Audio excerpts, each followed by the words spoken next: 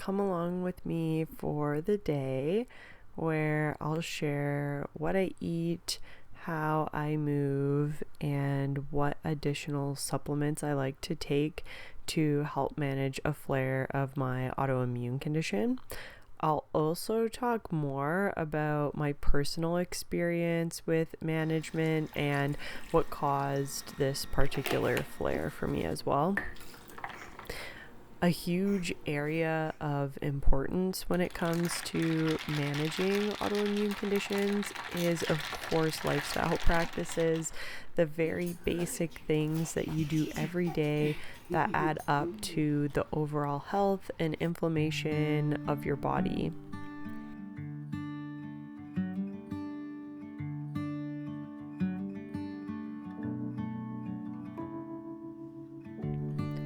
I am choosing to work out as usual. Exercise is such a great way to support energy, sleep, and overall inflammation. I don't know that it directly supports my autoimmune condition per se, but this is just general good practices for health. And keep in mind that depending on the autoimmune condition that you might have if you're watching this, the intensity of your exercise and how realistic exercise even is during a flare for you will change. But for me and my condition, this is a must for me to keep up with. It has been so incredibly hot out the last few days, and I live in Calgary, Alberta, so it has also been very smoky from wildfires. So we have been staying inside and spending a lot of time in Bodhi's room because he is so lucky that we put the air conditioning unit in his room, so he's the only one with any kind of temperature regulation. But really it's for us because he wasn't sleeping without it.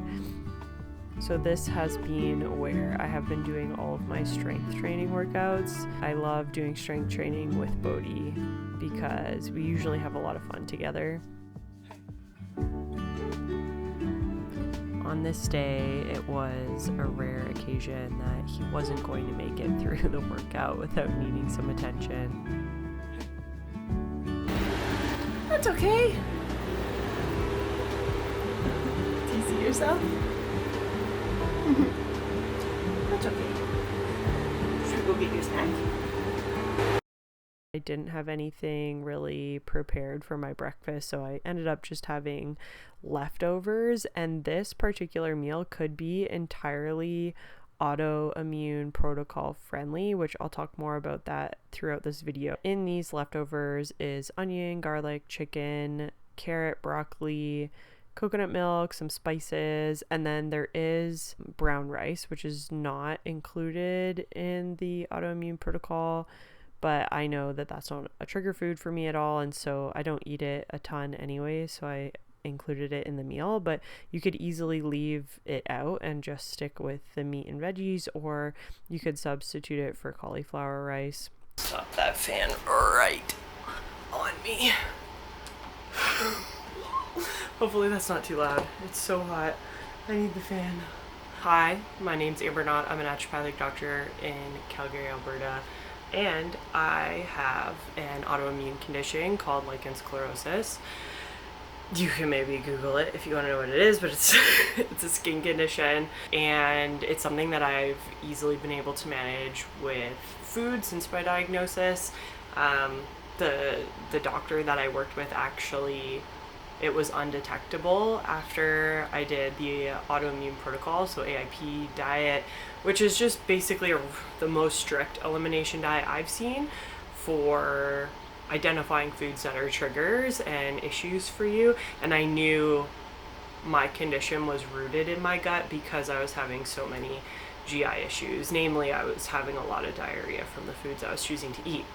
The tricky part for me was that I have been a vegetarian and vegan at that point, I think, for 14 or 15 years, and it was really hard for me to see that as part of my issue. I also very quickly realized that my autoimmune condition was definitely rooted in eating too many of the exact same foods. So I'm not saying that a vegan diet or a plant-based diet will cause you to develop an autoimmune condition like it did for me, but I was having chronic diarrhea because I was really only eating the same beans and the same sauces. Like I was eating tahini and chickpeas and soy and tofu based foods every single day. Those were my favorite foods. I had them every day.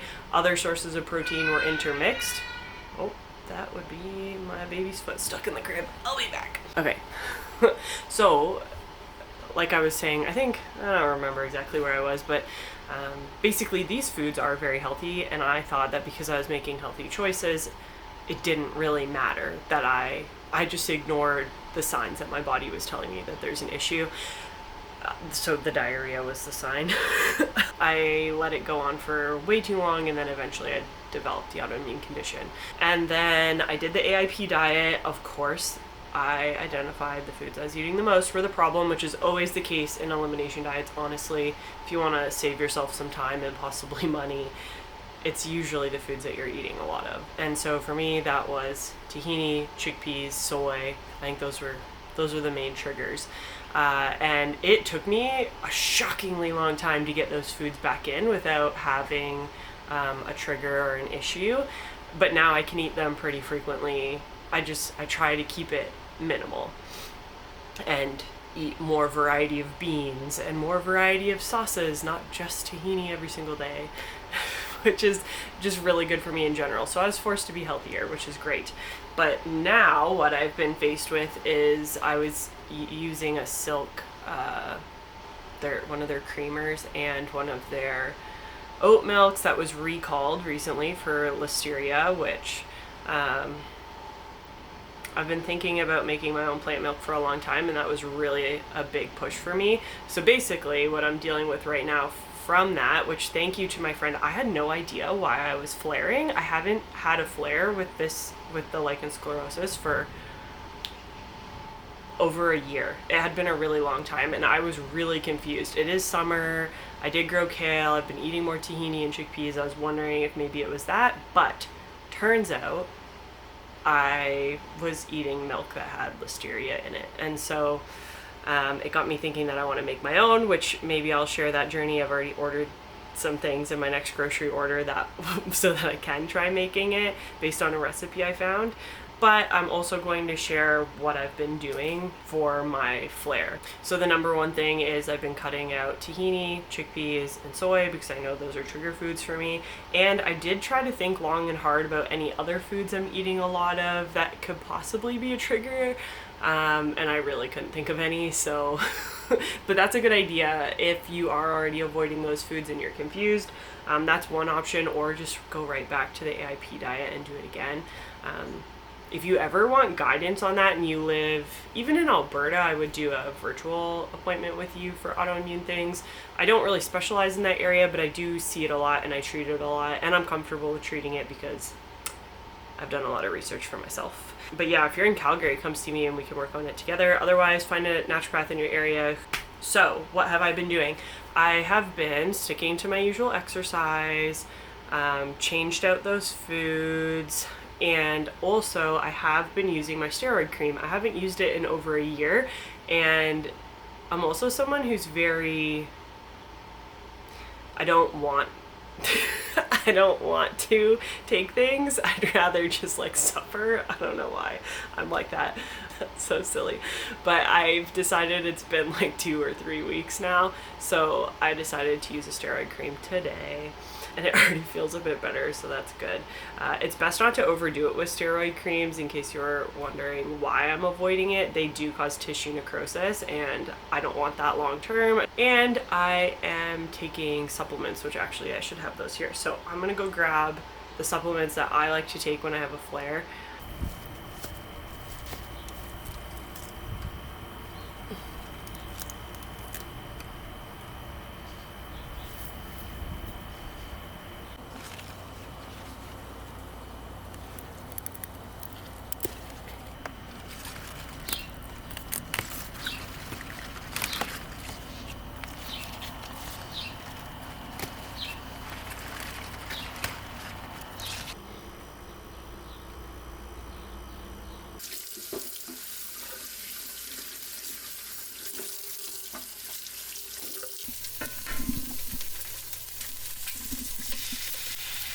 For lunch, I also ate a meal that doesn't totally fit into the autoimmune protocol model, but just because it has eggs and tomatoes, so this one doesn't really have a great option for being AIP friendly. And honestly, typical breakfast meals and food don't really fit with the AIP model in general. I remember when I was doing the full protocol for myself, I was doing a lot of leafy greens with meat and avocado for breakfast.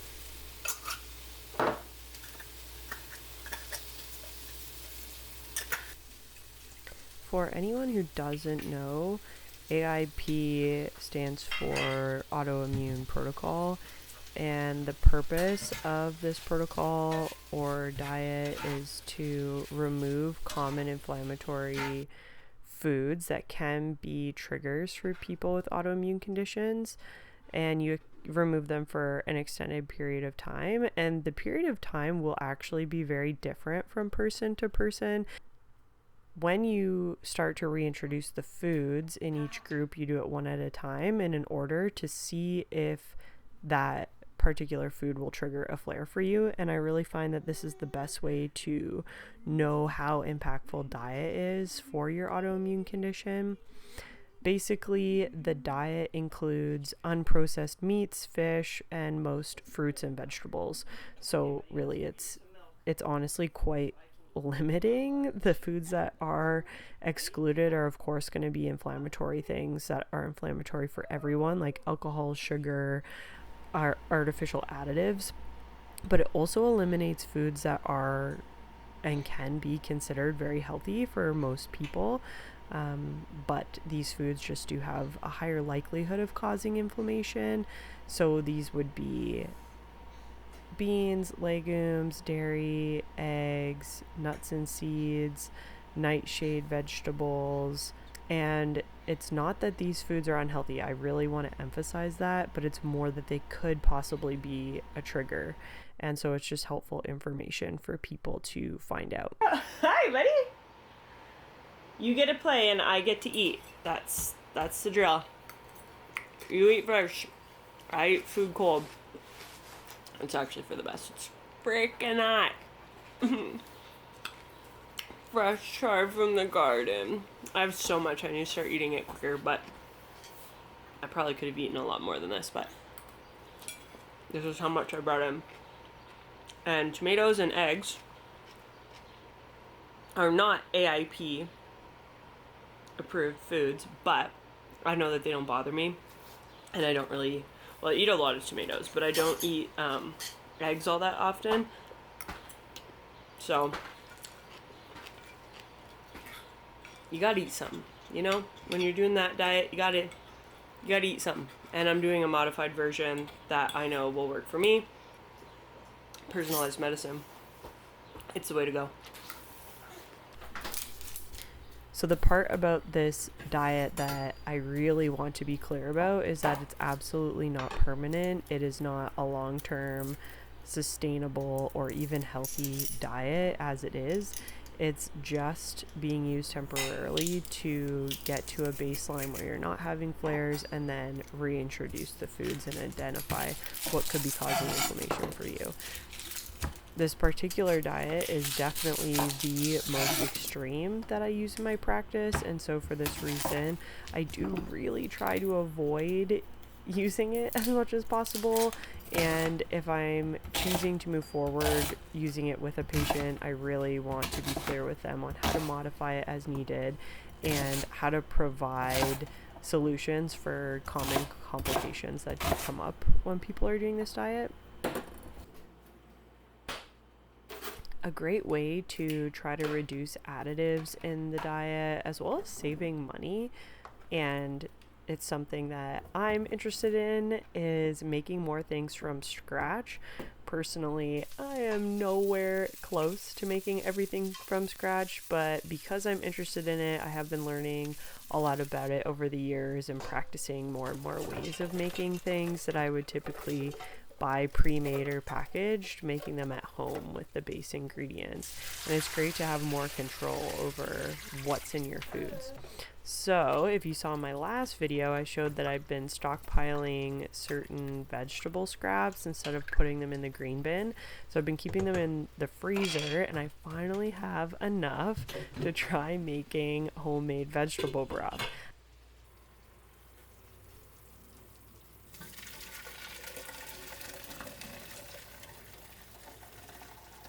And total spoiler alert, but it turned out really amazing. I'm definitely going to continue doing this.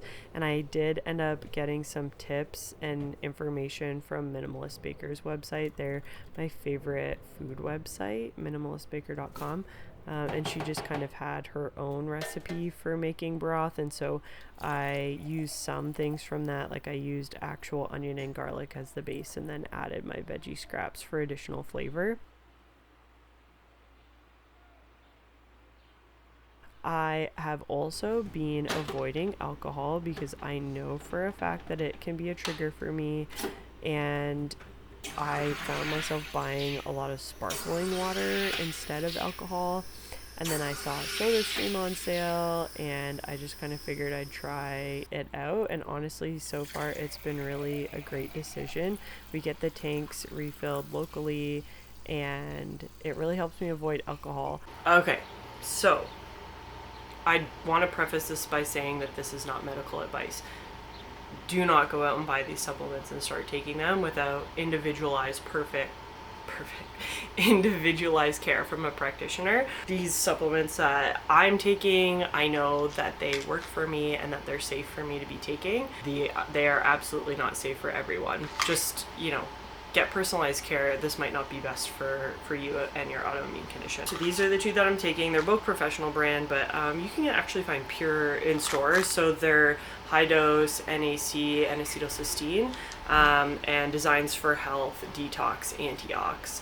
I like these are both expired because when you're a naturopath and things expire in your clinic, you just end up using them yourself, but they still work great. These are my usual go-tos back when I was having flares and trying to figure things out, and they work really well to help calm down the inflammation, and things start improving really quickly once I take them. And I'm already noticing improvements since I started taking them, but I was avoiding it. I just started taking them 3 days ago. I really should have started earlier. I don't know why I don't take things. I don't know. I suffer, and I think that my body will just figure it out, and sometimes it doesn't. I do well with anti-inflammatories, but some people do better with immune augmentation and influencing production of immune cells, which is a slightly different process. So honestly, get personalized care. That's the best recommendation I can make.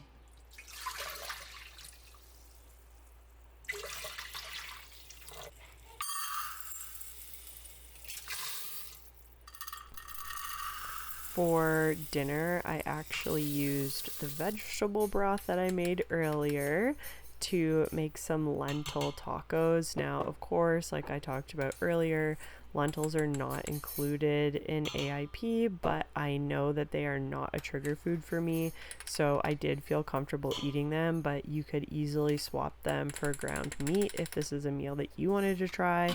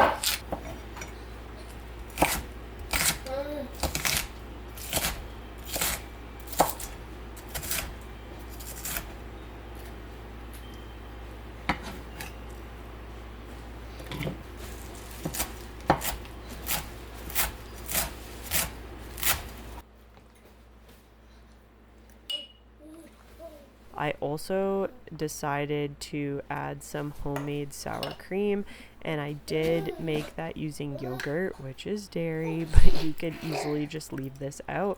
I know that yogurt doesn't bother me in small amounts, but other dairy products like cheese that would typically go on tacos can cause an issue for me, so I decided to go with the homemade sour cream instead.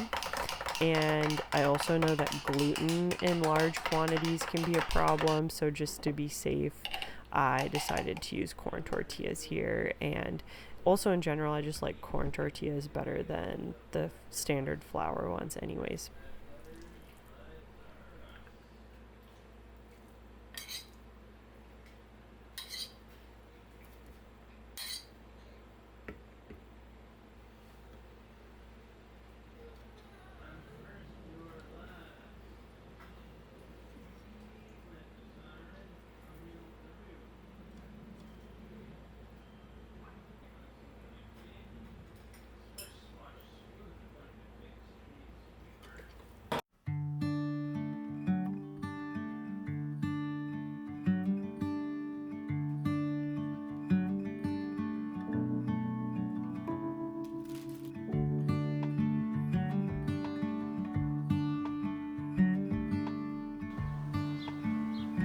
Thank you so much for joining me on this very hot and smoky day. I don't really plan on making a ton of videos about specific health topics like this, to be honest.